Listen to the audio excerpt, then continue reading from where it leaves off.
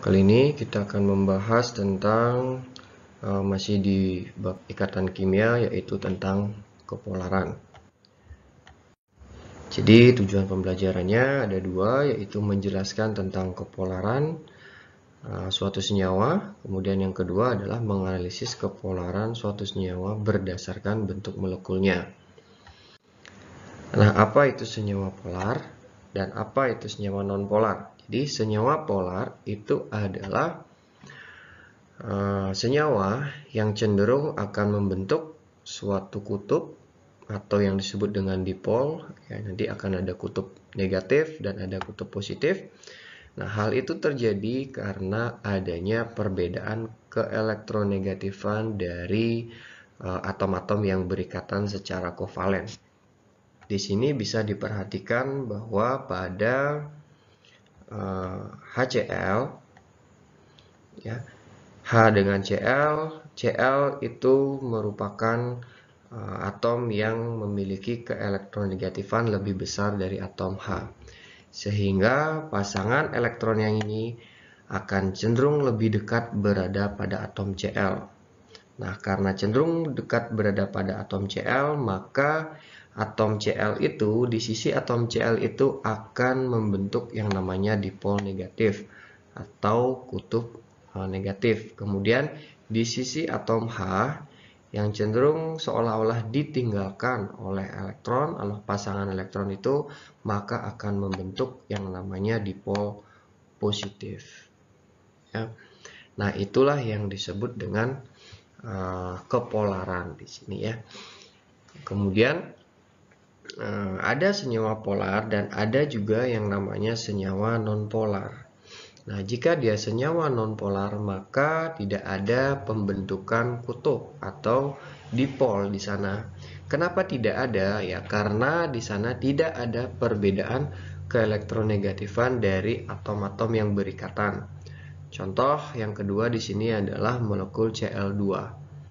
Jadi di antara Cl dengan Cl dia memiliki keelektronegatifan yang sama atau kecenderungan untuk dia menarik elektron dengan kekuatan yang sama, sehingga pasangan elektron yang berada di antara atom Cl itu tidak cenderung berada di Cl yang sebelah kiri maupun di Cl yang sebelah kanan. Maka dari itu tidak ada pengkutuban positif dan negatifnya. Nah, sekarang ciri-ciri senyawa polar dan non-polar. Kalau kita lihat berdasarkan senyawanya atau rumus kimianya seperti itu, atau berdasarkan bentuk molekulnya nanti. Oke, yang pertama adalah kita bagi dua dulu, yaitu antara molekul diatomik dengan molekul poliatomik. Yang pertama kita bahas adalah membedakan jika dia berupa molekul diatomik. Nah, kalau dia berupa molekul diatomik dan dia molekul senyawa, maka dia akan bersifat polar. Ya, jadi karena diatomik pasti terdiri hanya dua atom saja, dan kalau dia berbeda atomnya, maka di sana sudah pasti ada perbedaan keelektronegatifan. Contoh kembali di sini HCl, di Cl itu lebih elektronegatif, sehingga di sini bentuk kutub negatif dan di sini membentuk kutub positifnya. Kemudian yang kedua adalah jika dia berupa diatomik dan molekul unsur, maka dia akan bersifat nonpolar di sana ya. Kenapa bisa nonpolar? Ya karena molekul yang bergabung sama atau atom yang bergabung dia sama. Jadi tidak ada perbedaan keelektronegatifan. Kemudian selanjutnya yang kita bahas adalah sekarang molekul yang atau yang poliatomik gitu ya. Yang poliatomik jadi lebih dari dua gitu ya, jumlah atom yang bergabung ya. Oke, yang pertama adalah jika dia mengikat atom tetangga yang berbeda, maka otomatis dia akan bersifat polar di sini ya. Contoh adalah molekul HCN. Ya, atom pusat adalah atom C. Kemudian dia mengikat ada hidrogen, kemudian ada nitrogen ya. Jadi di sini otomatis dia akan membentuk pengkutupan juga, dimana ketika dibandingkan H dengan C, itu C lebih elektronegatif, berarti elektron itu akan cenderung mengarah pada C. Kemudian C dengan N bersifat lebih elektronegatif, maka elektron itu akan cenderung berada pada posisi N, ya. Sehingga di sini pada molekul HCN di posisi N ini akan membentuk yang namanya dipol negatif, kemudian di sisi H di sini akan membentuk yang namanya dipol positifnya. Ya, seperti itu. Jika kalau atom tetangganya berbeda, sudah pastilah dia akan bersifat polar di sana. Kemudian jika dia mengikat atom tetangga yang sama, apakah sudah pasti non-polar? Belum tentu, ya. Jadi belum tentu kalau dia mengikat atom tetangga yang sama dia akan bersifat non-polar. Jadi ada beberapa hal yang masih kita harus pertimbangkan di sana, yaitu apakah terdapat pasangan elektron bebas pada atom pusatnya atau tidak. Kalau terdapat pasangan elektron bebas, maka dia akan bersifat polar. Nah, contohnya di sini adalah ini molekul NH3, ya. Molekul NH3 dan ada pasangan elektron bebasnya. Ya, kalau dia NH3 di sini H yang warna hijau dengan N lebih elektronegatif, maka akan terdorong ke tengah, ya. Kemudian yang di sini juga terdorong ke tengah. Yang di sini juga akan terdorong ke tengah.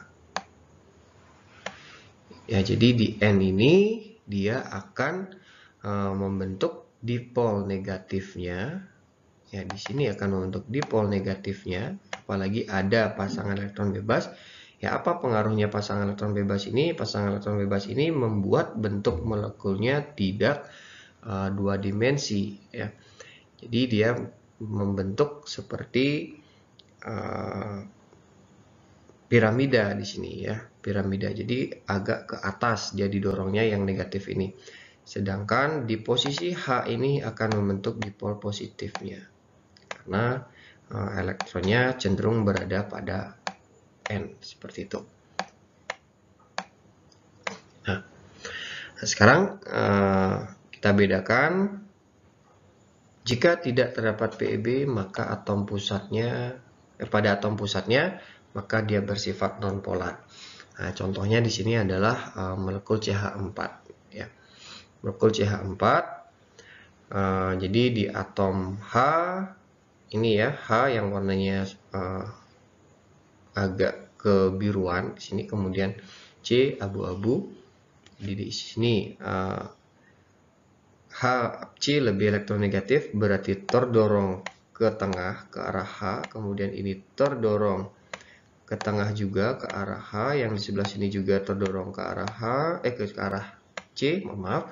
Ya, ini juga terdorong ke arah C. Ya, berarti semua berkumpul pada C, tetapi di sana posisi elektronnya merata dia keadaannya, ya. Kalau misalkan kita gambarkan dalam dua dimensinya, ini C, kemudian di sini ada H, ya. Terus di sini juga ada atom H. Di sini ada atom H juga, jadi supaya lebih jelas, di sini ada atom H juga. Ya.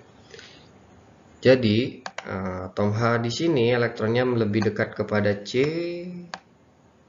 Di sini juga lebih dekat kepada C. Ini juga lebih dekat kepada C bagian atas, kemudian yang bagian kiri juga lebih dekat kepada C. Ya.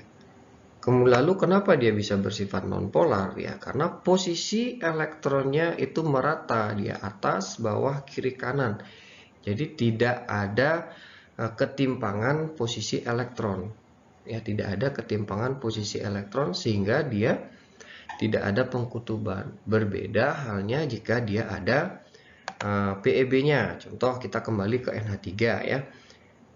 Oke, gambarkan di sini ada N, kemudian di sebelah kiri kita gambarkan posisi H-nya. Oke, supaya lebih mudah menjelaskannya. Kemudian di sisi kanan ada H, kemudian di posisi bawah juga ada H, tetapi di sisi atasnya adalah pasangan elektron bebas. Ya. Nah, elektron pada H di sini akan terdorong ke atas, kemudian H yang sebelah kiri elektronnya terdorong ke kiri, kemudian H di sebelah kanan elektronnya terdorong ke arah kiri.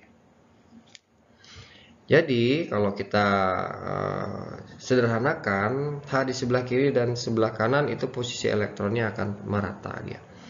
Nah, kemudian H yang sebelah bawah ini posisi elektronnya agak ke atas, sedangkan di sini tidak ada dorongan elektron, melainkan ada elektron di sini. Maka posisi elektron itu akan lebih banyak berada di posisi PeB di sini, gitu ya. Lebih tertarik dia berada di sini, sehingga disinilah dipol negatifnya. Ya, disinilah dipol negatifnya. Seperti itu penjelasannya. Oke, seperti itu penjelasan untuk materi kepolaran ini ya. Semoga bisa dimengerti.